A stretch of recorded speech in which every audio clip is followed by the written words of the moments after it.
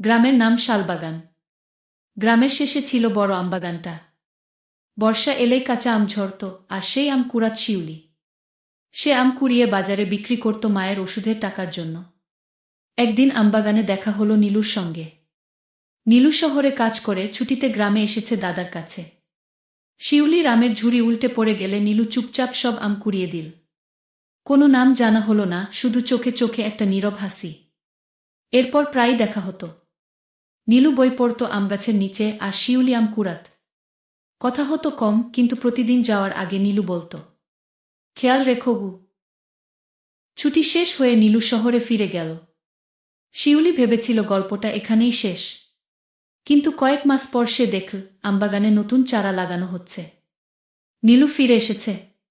সে বলল, পুরনো গাছ একদিন চলে যায়, কিন্তু যত্ন দিলে নতুন গাছ বড় হয় গিয়ে।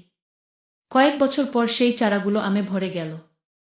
শিউলির হাতে এখন আর ঝুড়ি নয়, সংসারের চাবি।